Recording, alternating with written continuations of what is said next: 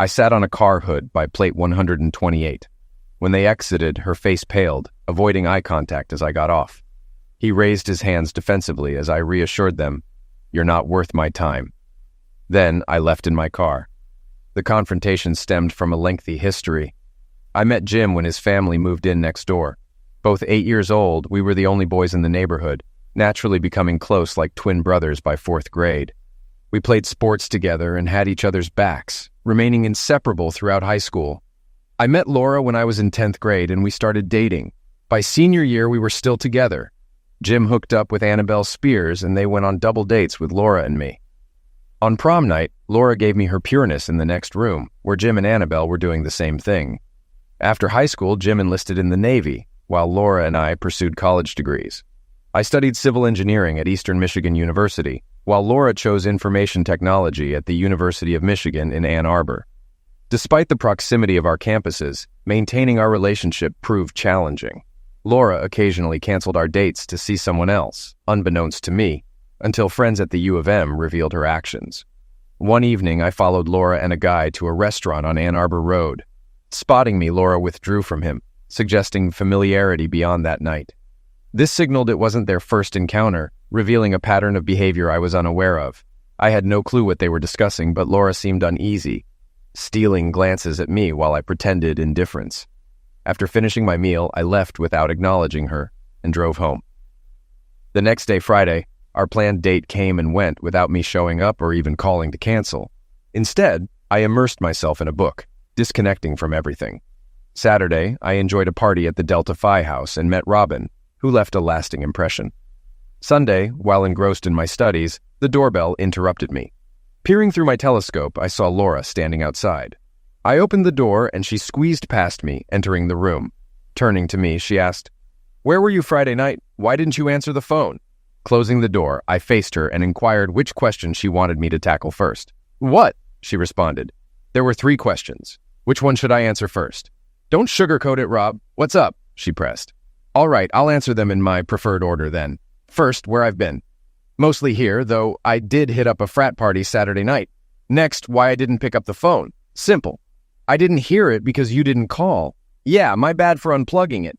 Now, where were you Friday night? Right here. Ordered pizza and dove into a great book." "Why didn't you give me a heads up that you weren't coming?" she demanded. "I figured you were busy with your boyfriend," I assumed. "Boyfriend? What are you on about, Rob? You're my boyfriend." "Huh? Then who were you cozying up to at the restaurant on Thursday?" she questioned. "Just a friend. We weren't in love. You were sitting close, leaning on him, and he had his arm around you. That's not lovey-dovey, then what is it? It's meaningless. Rob, we're just friends." "If you don't see any problem, Laura, why didn't you come over and say hi, or invite me to join you? Introduce me to your friend? Have a chat with me before heading off on a date?" Maybe you hesitated because then he'd question who I was and you didn't want to explain. "Why didn't you approach me if it bothered you?" "Because I wanted to observe your behavior, see how you act." "Why would you want to do that?" "Because I've heard too much about your dating life when I'm not around. Heard you've been out with guys on nights we had plans. So, yeah, I wanted to see how you interacted with another guy. You don't control me, Rob. Nowhere does it say we're exclusive." "I thought we did, Laura. I recall giving you my ring and letter sweater to show we were committed. A sweater and a ring. Seriously, Rob, that's so juvenile." "Maybe, but it happened in high school. And when we graduated, you didn't return them and say, 'School's over, so we're done.' But if you feel it doesn't bind you, I can see it the same way. I met a nice girl at the party and she gave me her number, so I guess I can call her now."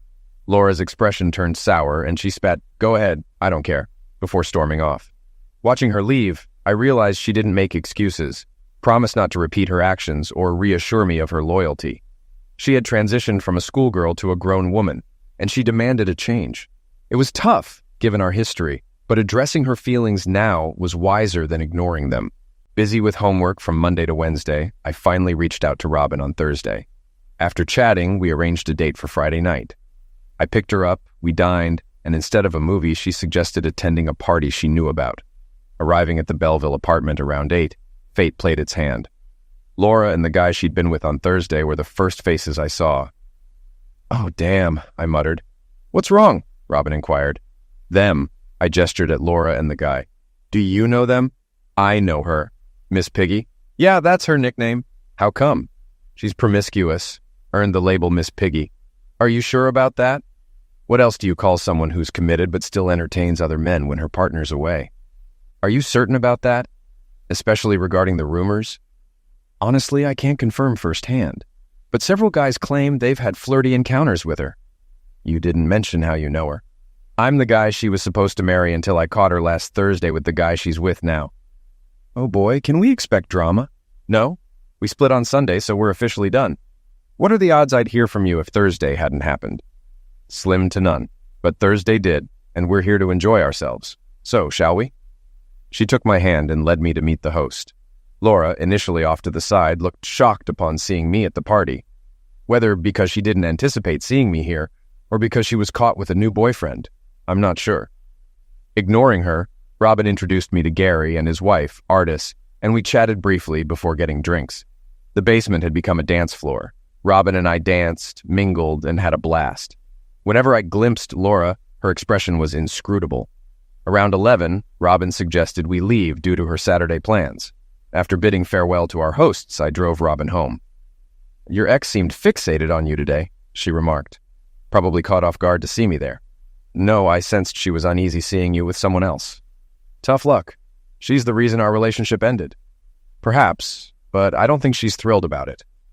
Maybe not, but she'll need to adjust. Does that mean I'll see more of you, or that you'll start seeing other girls? I prefer to date one girl at a time. I enjoyed tonight, and I'll ask you out again. If you're on board, you'll be the only one. What if I'm not ready for something exclusive? Then you'll decline, and I'll find someone else to date. If she says no too, I'll check back with you. If you still decline, I'll continue until I find someone who's always a yes. I like your approach, and I'm open to it. How about tomorrow night? Sounds good. I escorted her to the door, bid her good night, and as I turned to depart, she halted me, requesting a moment.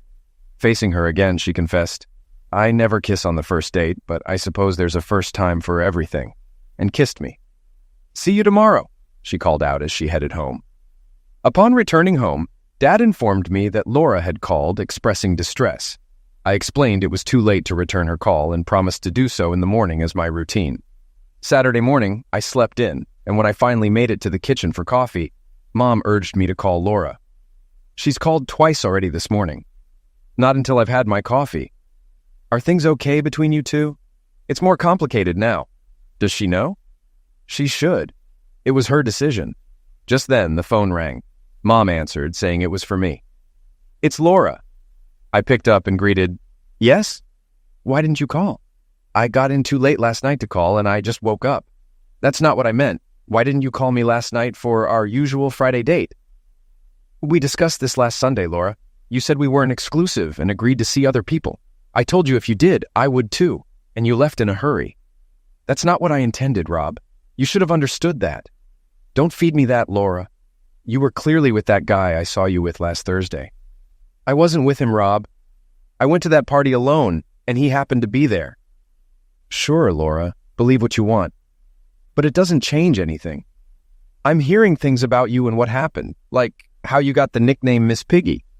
I don't know what you've heard, Rob, but it's false. Why shouldn't I believe it? After seeing you with your friend at the restaurant, and I don't buy that you coincidentally bumped into him at the party. He was too close to you and hugging you when I arrived. No, Laura, you're not committed to just me, and I'm not interested in being one of many. Please return the ring and the letter sweater. It seems they hold no significance to you, unlike in high school. I'll catch you later. Goodbye.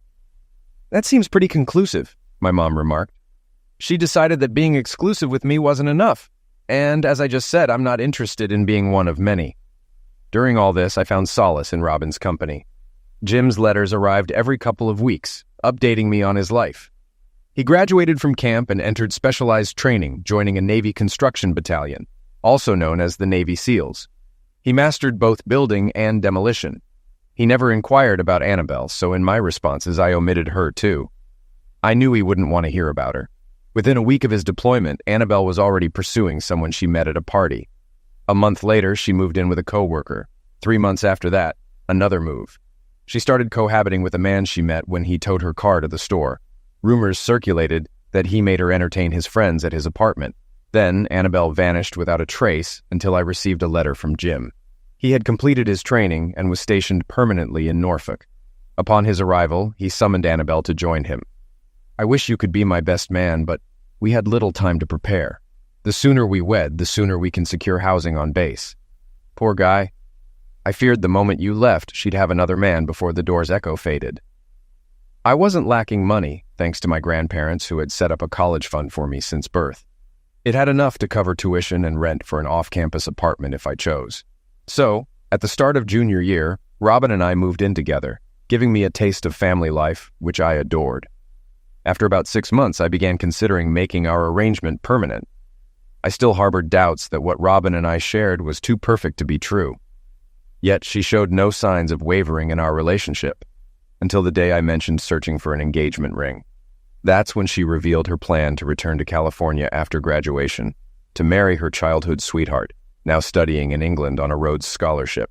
They both acknowledged each other's situations, including his relationship with an Englishwoman. We recognized that abstaining from physical closeness for several years wasn't realistic for two healthy young adults. Hence, we agreed to an open relationship. It shouldn't immediately impact us, Rob, she assured. However, it did, especially me. Essentially, I felt yanked from what I thought was a romantic partnership into more of a friendship. The issue was, I didn't find satisfaction in casual flings. I craved more than just physical connection. As a result, Robin and I gradually grew apart. Nearly 4 months to the day after Robin dashed my romantic hopes, she remarked, "You don't seem content here, do you?"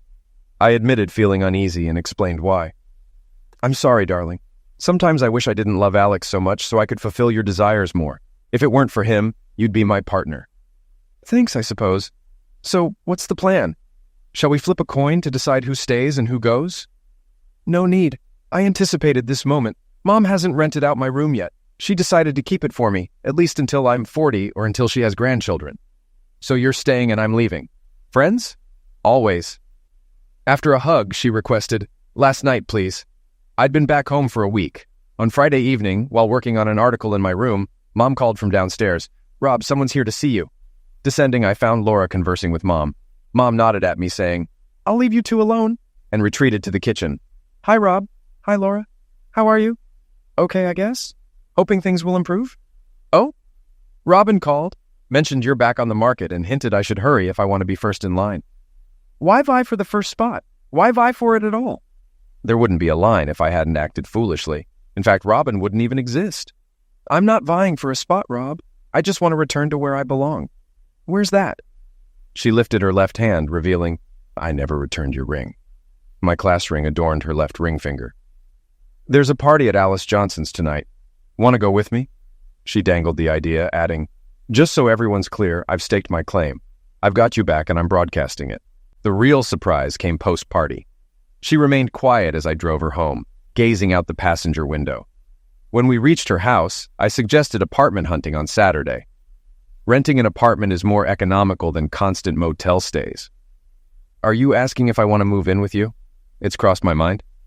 "What time?" "Around 9. "Great, you've got yourself a date." Laura and I settled into a 2-bedroom apartment situated roughly midway between Ann Arbor and Ypsilanti. We converted the second bedroom into an office, housing Laura's computer desk alongside mine. Around a month post-move, Jim returned home on a 30-day leave, spending ample time with Laura and me. Seeing Jim and Annabelle together, they seemed to gel well, making me question my earlier suspicions about her. However, 3 weeks after Jim returned to duty, Annabelle showed up. With Jim deployed to Iraq, Annabelle opted not to wait for his return to base. She vanished for 2 weeks, staying with her current partner. Upon her visit to Jim in Norfolk 3 weeks later, rumors resurfaced about her liaisons with a former flame, including alleged revelries and hosting group encounters.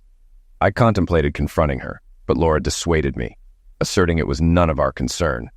Besides, as far as we knew, Jim and Annabelle had an open relationship, a not uncommon arrangement during prolonged military separations. Laura doubted Jim would consent to such an agreement, but advising him of Annabelle's behavior might backfire. Instead, she suggested I let it be. Jim returned from Afghanistan just in time to serve as my best man at my wedding to Laura. Afterwards, he and Annabelle relocated to Norfolk, where he completed the last 9 months of his military service. Upon discharge, they returned home and Jim secured a job with a construction company as a heavy equipment operator.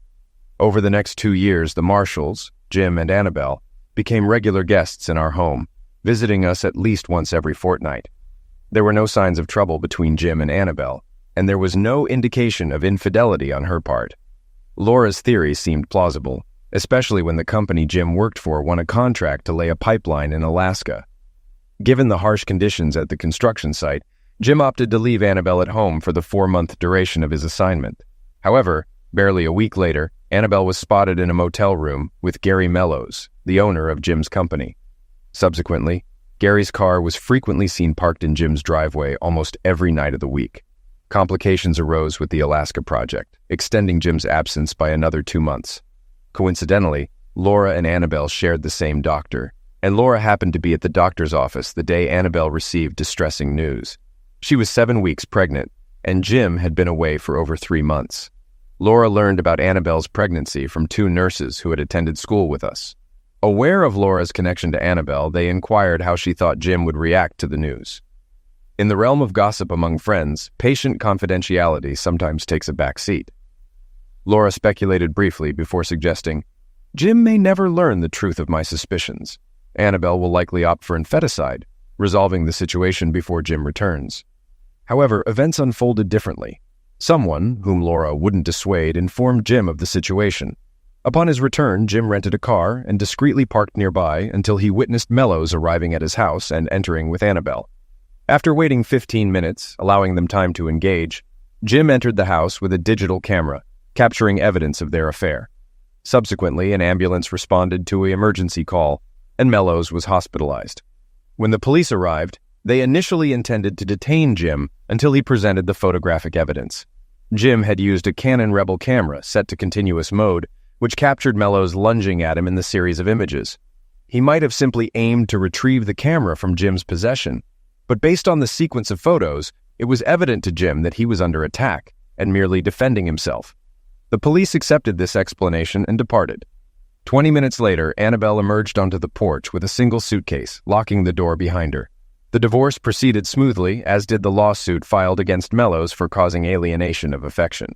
Additionally, Jim filed a molestation suit against Mellows, alleging that Mellows had hired him only to send him out of town and then move in with his wife. Mellows had the option to settle out of court, avoiding public attention, but he chose to contest the case, resulting in his actions with the employee's wife becoming public knowledge. Following an extended absence from town, the jury ruled in Jim's favor, awarding him $1.3 million. After settling legal fees and taxes, he retained slightly over $750,000. He used this to pay off the house, install an in-ground pool, and purchase a new Ford F-350. Once the divorce was finalized, Annabelle vanished from view, rumored to have relocated out of town. To resolve the lawsuit, Mellows had to sell off some assets and property. Additionally, he suffered a loss of business as some customers and potential buyers deemed him untrustworthy due to his actions towards his employee's spouse.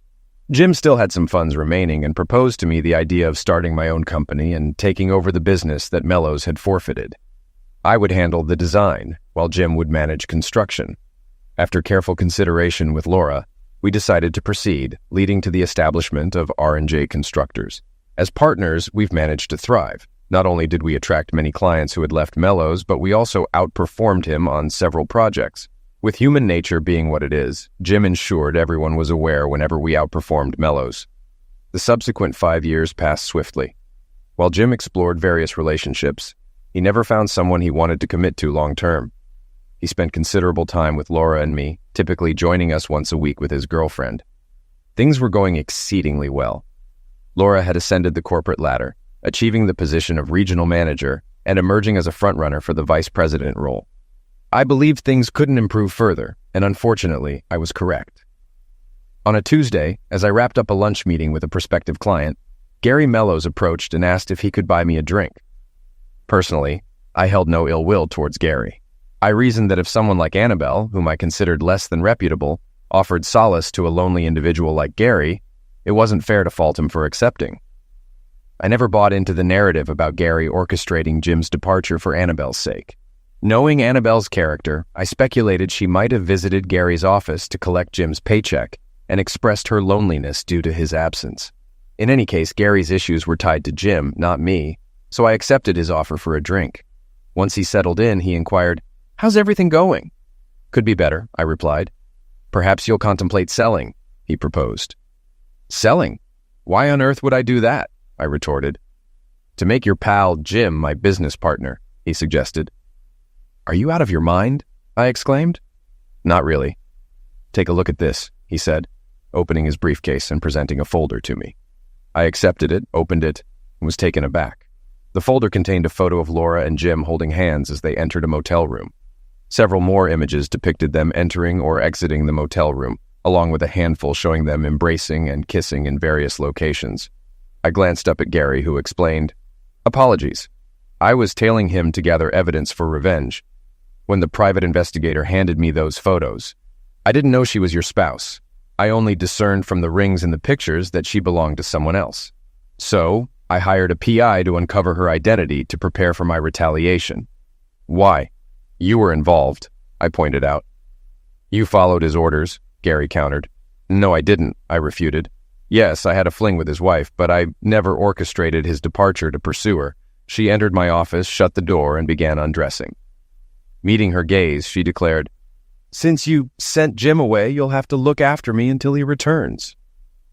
Being unattached, I had to decline Annabelle. To me, this entire debacle is Jim's responsibility. Initially, everyone's aware of Annabelle's promiscuity, a trait she's carried since high school. Jim should have been aware, but he didn't act on it. "No, Rob, he hit me hard with that lawsuit, and I intend to retaliate. I'm just sorry you're caught in the middle. Any idea how long this has been going on? According to the private investigator's findings, it's been at least a year, possibly longer. How could it have gone unnoticed for so long? If she never raised suspicions, how could you uncover it? So, why the interest in buying me out? What's the benefit of becoming Jim's partner?" "Consider it equal partnership. I'll have an equal say. If he proposes Plan A, I'll advocate for Plan B. No matter his preference, I'll oppose it. Plus, I'll oversee pricing and ensure our rates undercut the competition. I'll drive the company into bankruptcy and Jim will suffer the consequences." "But you will too." "Not entirely. I've done my due diligence. If the business collapses, we'll liquidate assets and I'll recoup most of my investment. I won't profit, unless you count earnings from my other ventures undercutting Jim's bids. But I won't endure substantial losses either. What if he resorts to molestation until you sell your share? Last time, he caught me with his wife and I prioritized seizing the camera over self-defense. If he tries again, it won't be as easy for him. In fact, I'm confident I can handle him if necessary, so are you interested?" "Possibly, but I want to conduct my own investigation first if I decide to proceed. Do you have a ballpark figure in mind?" I proposed a sum, and he deemed it feasible, advising me to contact him if I opt to move forward. I departed the meeting with Mellows feeling utterly shaken. How could Laura and Jim have carried on like this for nearly a year without me suspecting a thing? I had observed no signs of discontent from Laura, no decline in affection. Our life appeared unchanged, at least from my perspective. What had gone awry? While I trusted Detective Gary's findings and evidence, I couldn't dismiss the possibility of tampered photos and Gary's personal motives. I needed certainty before taking action. Returning to the office, I reached out to a friend at an insurance agency for recommendations on investigative services. Armed with this, I arranged a meeting, and 13 days later, I felt assured. On purported work trips, Jim rendezvoused with Laura at the Comfort Inn on Melrose. How she managed time off from work for these liaisons eluded me. Now I had to determine my course of action, though my desired path was clear. I just needed to devise a strategy. After 2 hours with a lawyer, I had a clear understanding of my options and obligations. With no fault grounds, assets would be divided evenly. Concerned about Laura's share of proceeds from selling my stake in the company, I realized deception might be necessary. Even so, she'd still receive some of the proceeds. I struck a deal with Mellows to officially sell him my stake in the company for 1/3 of its actual value. 1/3 of the payment went into a bank account solely in my name, while the remaining 2/3 were deposited into an offshore account I'd arranged. The agreement stipulated that Mellows wouldn't appear at the office or occupy my desk until the morning. I handed Laura and Jim the necessary documents. Laura filed for divorce, citing infidelity, while Jim pursued a case for alienation of affection. Despite residing in a no-fault state, I could still pursue legal action for infidelity, potentially resulting in a slightly more favorable division of assets, though not a 50-50 split. To substantiate the claim of infidelity, evidence was crucial. Examination of reports from both Gary's private investigator and mine revealed consistent rendezvous at the same motel, always on Wednesdays. My detective secured a room for surveillance, incentivizing the porter to ensure Laura and Jim were assigned to that specific room. On Wednesday morning, I instructed Maria, our receptionist, to inform Jim that I'd be absent due to a dentist appointment, and to mention the possibility of my continued absence in the afternoon if I didn't feel well after the procedure. After the effects of the gas wore off, I exited the house and returned after Laura had left for work. The locksmith arrived promptly at 9 to change all the locks. Once he finished, I headed to the bank and emptied out both the accounts and the safe. My lawyer advised taking only half, but my mood was unwaveringly resolute. Screw you, Laura. I had no intention of making things easy for her. She'd have to fight for her share eventually. I also withdrew the funds I expected from the business. If it proved excessive, Jim could contest it in court, but until then, it was mine. My detective phoned at 12:10 to report that the couple had checked into room 128. I drove over, had a brief chat with the detective, then stationed myself on the hood of a nearby car, waiting for them to emerge. After a tense encounter, I drove away. Just as I was leaving, a man approached them and handed over the papers. Alongside the divorce papers, Laura received a temporary restraining order mandating her to stay 500 feet away from me in the house. Securing it required a bit of trickery. I had to fabricate a story, claiming a third party had tipped me off about Jim and Laura discussing my insurance coverage and business shares value. A hearing was pending to decide if the restraining order would become permanent, but it might take a few weeks. It was just another tactic to unsettle Laura. The crucial point was that she couldn't enter the house without court supervision, and I had no intention of making myself available to make keys for the new locks. Along with Jim's papers for the foreclosure attachment suit was a brief note. You're familiar with how these suits go, aren't you? How does it feel to be on the receiving end? Driving away from the motel, I called Gary on his cell phone. Everything's arranged. Have a good first day at the office tomorrow. I drove to the airport, parked in the long-term lot, stashed my cell phone in the glove compartment, and boarded the flight to Cabo San Lucas. After a week of scuba diving and beach lounging, I returned home. Upon switching on my phone, I found it inundated with voicemails. Most were from Laura, as expected, but there were also 4 from Jim. You'd think he'd be the last person eager to talk to me. Nevertheless, I had no interest in conversing with either of them. Would I desire an explanation? Naturally. I'd want to understand why. Yet I had resolved to leave them in the past and focus on moving forward. Their reasons for betrayal were not something I wished to dwell on. My attorney was aware of my week-long absence, so I decided to inform him of my return. He suggested I contact Laura, who had been trying to reach me twice daily to access the house and retrieve my belongings under court supervision. I was about to instruct him to make arrangements with the court to allow her entry when a different idea dawned on me, a chance to further unsettle her. I phoned her and inquired about her needs. I need my clothes and other items, but I can't enter the house even with court supervision because I lack a key, and they won't let me break in, she explained. You have nothing there to take, I countered. I donated everything to Goodwill. I don't want any reminders of your deceitful behavior. There's nothing of yours left, not even a stray hair clip, she retorted. You had no right to do that, she exclaimed. I had every right, just as you had the right to betray me. We need to talk, I responded. It's not what you think, she pleaded. Be honest, Laura. I know you weren't happy with Jim. I'm sure of it. Goodbye, Laura. I ended the call. Although Laura's belongings remained in the house, I was intentionally delaying her retrieval. It was my way of unsettling her, ensuring she wouldn't get her things back anytime soon. I've always had a good rapport with Maria, our multitasking receptionist, secretary, bookkeeper, cook, and cleaner, so I phoned her to check in. Not too bad for me, but things aren't going well for the company. There's constant bickering between Gary and Jim over trivial matters. Jim gives orders, and Gary refuses to comply. Orders get placed and canceled in quick succession. Work sits idle while they sort out their disputes. I was fed up, so I handed in my resignation last Friday. But Gary offered to double my salary if I stayed, so I decided against leaving. They even got into a physical altercation last Thursday, but there was no clear winner, although Jim ended up with a broken nose. Why did you leave us? Why side with Gary? I shared the entire saga with her. She fell silent for a moment before responding.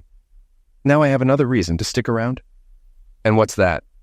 I can assist Gary. I never cared for Jim. He persistently flirted with me despite knowing I was engaged. Once, He even insinuated that he'd let me go if I agreed to a date with him. We both know what he meant by date. When I questioned what you would think of him letting me go, he fell silent. You should have informed me. Why? It was a personal issue and I handled it. I sympathize with you and Laura, Rob, but there might be a positive aspect to it, at least for me. How's that? It means you're available again. How do you feel about being pursued? Weren't you engaged? I was, until I caught that idiot doing to me what he did to you, Laura. When did it happen? About 3 weeks ago. Well, honey, if you're interested, I'll consider you first when I start dating again. But that won't happen for a while. I won't give Laura any ammunition. I can wait. But keep me in mind if you ever feel lonely and want company for dinner. I will, sweetie, and thank you. My phone rang 16 times that day. 14 calls from Laura and 2 from Jim. I couldn't imagine anything that guy could say that I'd want to hear. If he was calling to ask for something, it definitely wasn't from me. I deleted all the calls and went home. Made myself dinner. Then, on a whim, I called Gary Mellows to check on his scheme. Not bad. Not bad at all. I made sure to be at your desk when he arrived at work. He saw me, frowned, and demanded to know why I was in the office and sitting at your desk. I chuckled and informed him that I was his new partner. The look on his face was priceless. You could practically see the steam coming out of his ears as he perused a copy of our agreement. I got us off to a proper start, almost immediately. He called for a fuel truck because the front-end loader and other equipment at Wilkins's site had run out of diesel fuel. Once he left the office, I phoned and canceled the order. One of the loaders ran out of fuel, and Jim called Allied and gave them an earful. They informed him that I canceled the order and that they wouldn't tolerate such behavior from him, suggesting he find fuel elsewhere. That's when he approached me, demanding to know what I was doing. I explained that Allied was overcharging us and I was seeking a better price, and things went downhill from there. A little birdie told me you two ended up in a fist fight. Indeed. It all concluded last Thursday.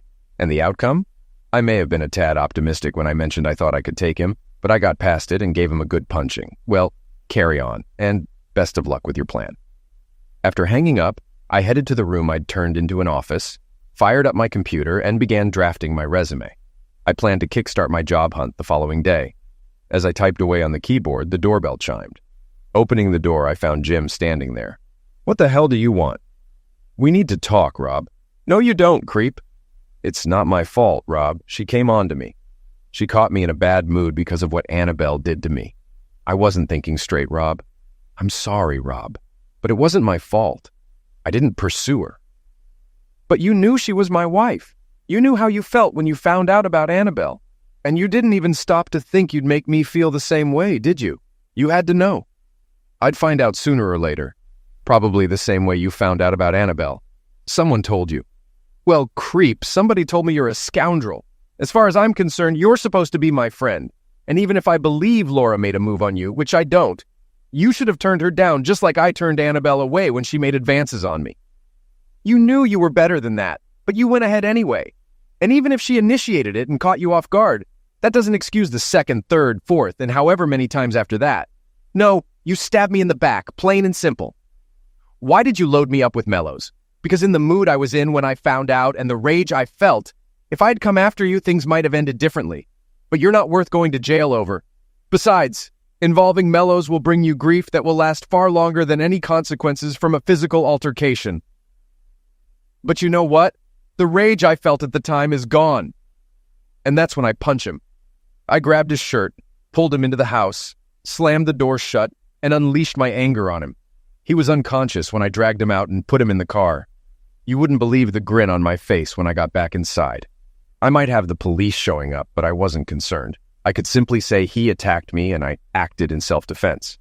I'll refer to his altercation with Mellows and claim he's upset because I sold my share of the business to Mellows, and he's trying to retaliate. The next day, I sent out 14 resumes and checked in with my attorney. He mentioned a hearing on the temporary restraining order set for the following Monday, but hadn't heard from Laura or her lawyer. Contemplating contacting Laura, I decided against it. Delaying her hiring a lawyer meant delaying any communication between us. Throughout the week, I received responses to my resumes and traveled for interviews in Atlanta on Wednesday and Baltimore on Thursday. Though I enjoyed both interviews, I also heard back from a San Diego company, sparking my interest in warmer climates. I scheduled an interview for the following Tuesday. Monday arrived with the restraining order hearing. Surprisingly, the judge found no grounds to uphold it, ordering me to grant Laura access to the house. Laura attended with her lawyer, attempting to speak with me. I stepped aside, sought my lawyer's assistance, and returned to her side. "You wait until my attorney arrives before speaking to me," I insisted. "I just wanted to inform you I'll be coming tonight," she replied. "No, you won't. I have a job interview at 2:30 and won't return until Wednesday. You can visit after 6. Her lawyer began to speak, but I interjected. "She will not step foot in this house without supervision. A court representative will oversee everything, and you're welcome to have your attorney present too." "No, that's not satisfactory. They won't understand what she's taking. If she grabs something inappropriate, I'll have to fight to retrieve it. She was away for 2 weeks, and managed. Another 48 hours won't injure her," I stated firmly. Her lawyer sighed. "Then let's await the judge's decision." As he turned to leave, Laura intervened. "Forget it. I can wait." I nodded and said, "Wednesday at 6, before departing. "Wait a moment, Rob. Can we have a conversation?" "No," I replied, exiting the building. Satisfied with my interview in San Diego, I returned home, eagerly anticipating news from them.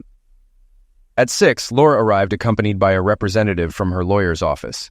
The court-appointed woman arrived at 26, and during those 20 minutes, we conversed over coffee. She explained her role as an observer for the court, tasked with inventorying seized items and noting disputed ones. I assured her there was no need for a list of disputed items. "She can take whatever she wants." "If that's your stance, why did you take a firm position against her?" "She betrayed me, and she did it with someone who had been my best friend for over 25 years. I couldn't retaliate physically without facing legal consequences. But I had to do something to retaliate and inflict some pain on her. It wasn't much, but it was something." As the doorbell rang, I ushered Laura and her accompanying man from the lawyer's office inside, then stepped outside to mow the lawn. When I returned indoors, everyone had left except Laura, who sat at the kitchen table sipping tea. She glanced up as I entered. "You deceived me. You didn't donate any of my belongings to Goodwill?"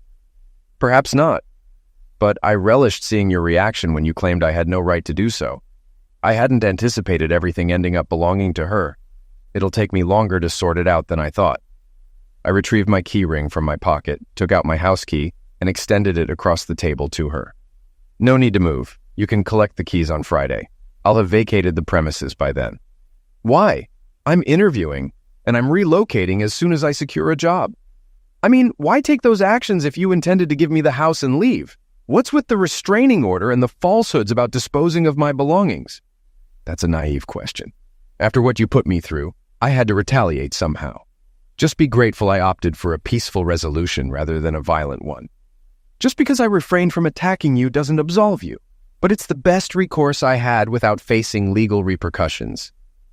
I remember you declined when I asked if we could talk tonight, but I'm still going to make an attempt to persuade you that divorce isn't necessary. Let's be realistic, Laura. After what you've done, there's absolutely no way we can salvage our marriage."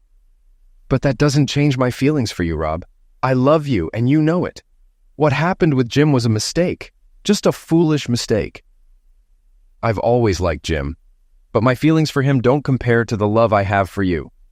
Your feelings for Jim don't matter. The fact remains, you had a good time with him. Regardless of whether you loved him, it still constitutes infidelity, and you shouldn't doubt how I feel about that.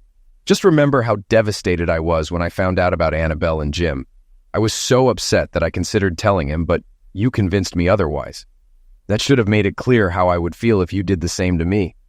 And don't give me excuses like you didn't want me to find out. Cheaters always get caught. Always. Jim discovered the truth about Annabelle because someone witnessed them together and informed him. It's the same way I found out about you and Jim going into that motel room. Doesn't my love for you matter? No, Laura, it doesn't. Because it wasn't enough to prevent you from betraying me. But Rob, it didn't mean anything. Truly, it was insignificant. It was an unforeseen circumstance. An accident? How could having relations with my former best friend be classified as an accident? He visited our home while you were in Santa Fe. He was distraught about Annabelle. Even after cutting her out of his life, he still longed for her. We had a drink, and as he began to cry, I embraced him, trying to console him. I recall thinking, this is so wrong, I shouldn't be doing this. Yet it felt oddly comforting. I must admit it felt strangely exhilarating. The next time you were out of town, Jim came by, and we both understood his intentions. and we resumed our liaison. There was no love involved, Rob. As cliché as it sounds, it was purely physical. Just a fleeting thrill in my life. Throughout it all, I never neglected you. I love you sincerely, Rob, and you know it. We can overcome this. Divorce isn't necessary. Love has no bearing on this, Laura. I need a divorce. I can't coexist with someone who has betrayed me. It's straightforward, Laura. You betrayed my trust. If I stayed, I'd be vigilantly monitoring you, anticipating another transgression. By your own admission, you continued because you found pleasure in the deceit.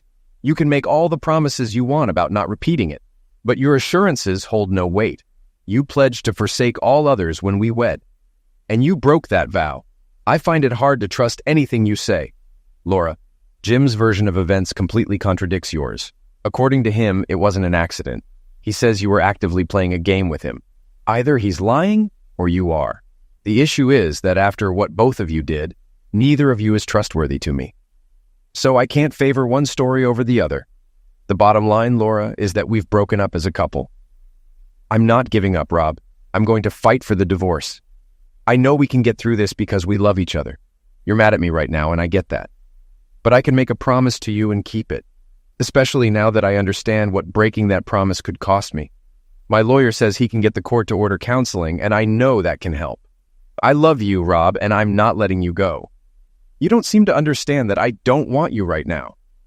Okay, I'll admit that I still love you, and it'll take me a while to get over it. But there's no way I can live with you again. Every time I go to bed with you, I'll think about you being with that idiot who was my best friend. And I can't live like that. You won't fight for a divorce from Laura? Because if you do, I will release the videotape of your last meeting with Jim. Every family member, every friend, and all your coworkers will get a copy. I will create your own adult site for you, and there are dozens of amateur adult sites where I can post it. And I will do it with your full name and address. It'll make your life very interesting. Crap, Rob. No such video exists. Oh, no, wait, here. I went to the den where I had my briefcase, pulled out a copy. Crap, Rob. No such video exists. Oh, no, wait, here. I went to the den where I had my briefcase, pulled out a copy of the disc, went back to the kitchen and handed it to her. Take a look at it. After you watch it, decide if you want someone else to watch it. Now, if you don't mind, there's something I need to do. You can pick up the house on Friday, but for now, you have to go on Thursday and Friday. I moved out of the house and put most of my stuff in storage. Then I rented a room at the executive suites for a month, hoping to have a job by the end of it. Over the next 2 weeks, I traveled to Salt Lake City, Philadelphia, Atlanta, Chicago, and Detroit for interviews, all of which I felt good about. But I didn't hear back from any of them. I sat down at my desk, calculated my finances, and realized I could live without a job for about 6 years. I started looking into other cities and states with a lower cost of living, hoping to stretch those 6 years to 8, maybe 10. Laura signed the divorce papers and returned them to my attorney. I almost regretted that she did that. I would have loved to scatter a CD of her and Jim all over the house. But a deal is a deal. We agreed on a 50-50 division of the property with each party paying their own attorney fees. Since I filed the suit, I paid the legal fees. Laura wanted the house, and my half of the equity was slightly more than what I had borrowed from the bank, so that worked out. True, I had to give Laura half of what I got from selling my half of the company, but I had planned for that. She claimed I sold out too cheaply, but it didn't matter because the other 2/3 of what I got from the sale was safely tucked away. I heard some interesting gossip. Apparently, as soon as I was out of the picture, Jim started intimidating Laura so relentlessly that she had to get a restraining order against him. Not that I cared, of course, but it amused me. I decided to wait until the divorce was finalized before taking any action. Eventually, I began receiving calls from some of the companies where I had interviewed. A company in San Diego called, asking me to return for another interview. However, before I could call to arrange it, Gary contacted me. How would you like your company back? Why would I want my company back? I sold it to you so I could go back to Jim and leave him behind. Why would I want to become his partner again? You wouldn't want to, but you don't have to. After our last argument, I said, if you're so unhappy with me as a partner, I'll either buy you out or sell your half to someone else. He thought for about 30 seconds and then asked how much I'd pay for his half. He accepted half of what I gave you. The question remains, why should I want the company back if you've done even half of what you said you would to sabotage Jim? The company might not be worth much now. You could be surprised. Come to the office and let's talk. I figured I had nothing to lose, so I went to see him. When I walked in, Maria jumped up from her desk and hugged me, then poked her head into Gary's office to tell him I had arrived. As you know, I only bought you out to mess with Marshall. I didn't really need him, but things are changing. I'm getting more into the construction side of the business. I want to move away from the engineering part. On one hand, I couldn't get the engineers I wanted, so I started considering alternatives. The solution that came to mind was to call you and ask you to set up a company that I would contract with for the engineering work. But then Marshall sold me the company, and I thought, why not just sell it to you and contract with you? I can't afford to buy out both my half and Jim's half. You won't have to pay much because the company isn't worth much anymore. Since I own everything, I've transferred all the construction work and equipment to my other company. What's left is purely the engineering part. I'll sell you the company for what I paid Jim and sign a 5-year contract for engineering services. Plus, the company still has contracts with about 15 other firms. I don't see how you can lose. How much did you give Jim? He told me, and it was less than I had in my offshore account. But there is one condition. And what's that? I asked. I have no secrets from Maria, and I shared the idea with her. She said that if you agree, she will stay with you and not move to my company. If you accept the deal, you will keep her on your team. I didn't have to think long, and I told him that I would agree to the deal, but I wouldn't do it until my divorce was finalized, which would be in about 3 weeks at the earliest. Gary said that was fine with him, and we agreed to the deal. As I was leaving the office, Maria said, I heard. Don't forget that at the end of those 3 weeks, you promised I would be first on the list. I didn't think you were serious about that. You can rest assured I am, she said with a 1,000-watt smile. As I pulled away from the curb, my cell phone rang, and it was my lawyer. Jim had learned his lesson from what happened to Gary. When Gary sued Jim and called my lawyer with an offer to settle the case, I told the lawyer to accept it. I made it the rest of the way to my room at the executive suites with a huge smile on my face. In 3 weeks, I could start a new life with a new job, a new girlfriend, and money in the bank. I could spend those 3 weeks looking for a place to live and shopping for furniture. Who says nice guys always finish last?